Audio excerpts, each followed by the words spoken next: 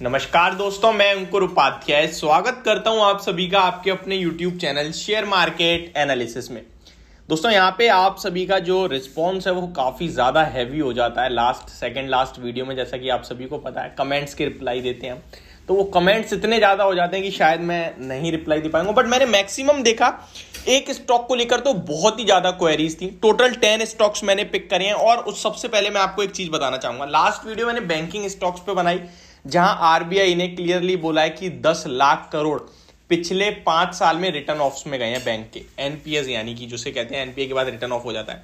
तो काफी सारे लोगों का कमेंट है कि कल आईओबी में क्या होगा या कल आईसीआईसीआई बैंक में क्या होगा। तो ये कुछ भी नहीं होगा। इनफैक्ट ये वीडियो जो न्यूज है सुबह आ गई थी, ऐसा नहीं अभी अभी आई है। तो ना कोई नेगेटिव रिएक्शन देखने को मिलेगा आपको, ना किसी बैंक के लिए नेगेटिव है पर्टिकुलरली। ये एक चीज बताइए आपकी जानकारी के लिए। तो जब बैंक में निवेश करते हो आप, तो उसकी बैंक के एनपी जरूर देखें। मेरे पास कुछ कमेंट हैं कि मैं आईसीआईसीआई बैंक लेने वाला था बट अब नहीं लूंगा। तो ये बिल्कुल भी मत सोचो। जिस बैंक के कम एनपीए वहां खरीदो, like Kotak bank, like ICICI, HDFC, इनके एनपीएस बहुत कम है तो आप खरीदारी करें। लेकिन जिस बैंक के एनपीएस ज्यादा है वहां थोड़ा सावधान रहें। चलिए ठीक है, नेक्स्ट अब पहले स्टॉक के बारे में बात करें तो एलआईसी के बारे में बात करें तो यहां पे मैं आपसे कंटिन्यू कह रहा हूं कि इस स्टॉक में आपको गिरावट होती हुई दिखेगी लॉन्ग टर्म में। लॉन्ग टर्म हर कोई कहता है लॉन्ग टर्म में फायदा होगा, मैं कह रहा हूं लॉन्ग टर्म में गिरावट होगी, क्योंकि इसमें अभी स्टेक 96.5% गवर्नमेंट का है। ये ओएफएस आते आते जब तक 75% के नीचे उनका स्टेक नहीं आएगा तब तक नेगेटिव रहने वाला स्टॉक है ये। इस स्टॉक में मैं तब तक सलाह नहीं दूंगा खरीदारी करने की जब तक ये स्टॉक में गवर्नमेंट का स्टेक 75% से कम ना रह जाए। चाहे 1 साल, 2 साल, 3 साल, बेशक मैं आपसे कहूंगा आप 1000 रुपया हो जाए स्टॉक तब निवेश कर देना, बट अभी मत करना, क्योंकि कितना पेन है, कितनी गिरावट है, नहीं पता चलेगा। सेकेंड थिंग, बीच बीच में उछाल बाउंस बैंक आएंगे। रिजल्ट से पहले मैंने आपको कहा था 5-7% भाग सकता है, 700 रुपए तक जा सकता है ऊपर में, और अगर आता है तो निकलने के बहुत अच्छे मौके होंगे। 700 तक तो नहीं आया लेकिन 670 तक आया था, दोबारा नीचे आ गया है। तो क्लियर कट इसमें अपनी राय है कि अवॉइड राय है।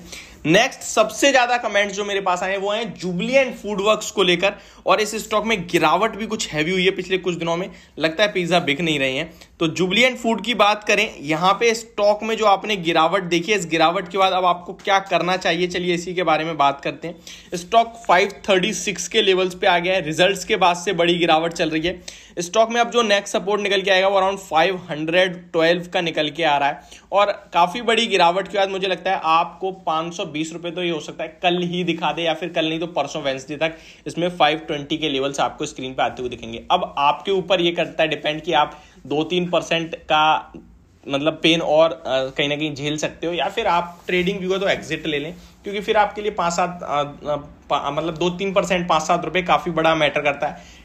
लेकिन आपने कैश में ले रखा है, डिलीवरी में बाय है और पोजिशनल व्यू है, तो आपको मैं कहूंगा इन लेवल्स पे होल्ड करना चाहिए। इजीली 560 आपको आने वाले समय में देखने को मिलेगा।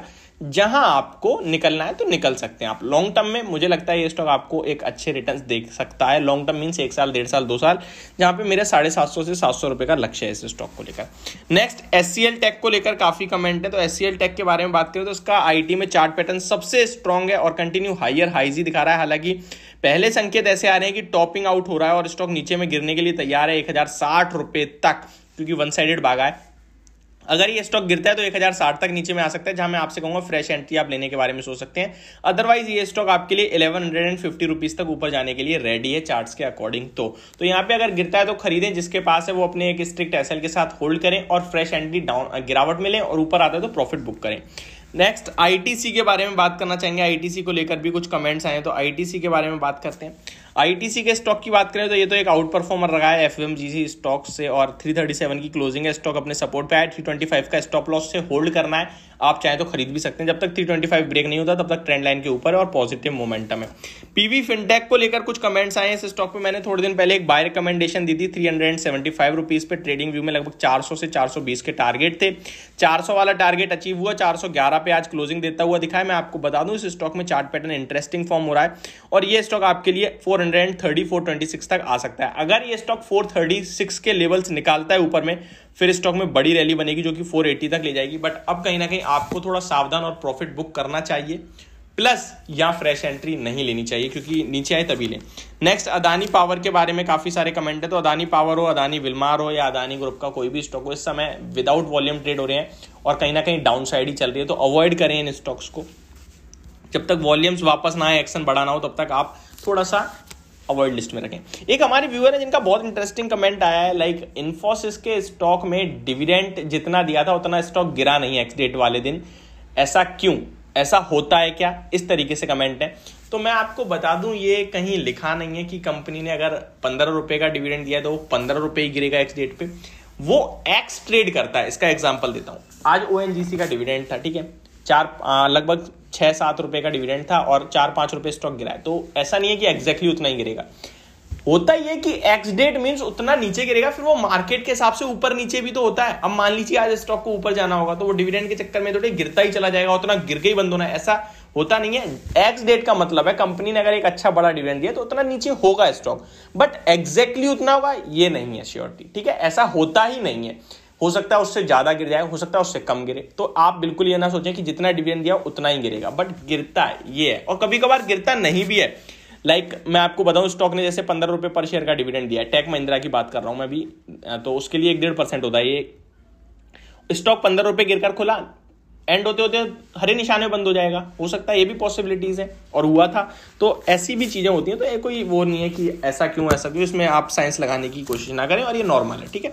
चलिए वोल्टास के बारे में बात करते हैं। तो वोल्टास के बारे में नेक्स्ट कमेंट है, वोल्टास की बात करें, बहुत बड़ी करेक्शन देखिए, वैल्यूएशन वाइज बहुत महंगा है, बट मुझे लगता है टाटा ग्रुप का ये प्रोडक्ट अब आपको लेने के मौके ढूंढने चाहिए इन लेवल्स पे। यहाँ पे ज्यादा सेलिंग प्रेशर नहीं आनी चाहिए और ना ही आपको करना चाहिए सेल।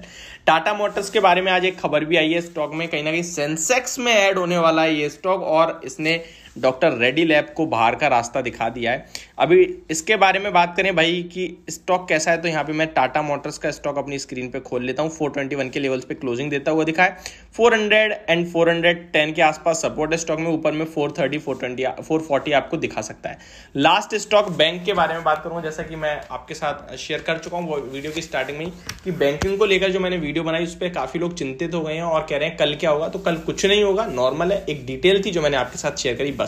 तो यदि मेरी वीडियो, होप आपके जवाब आपको मिले होंगे। Thank you so much for watching this video, have a great day.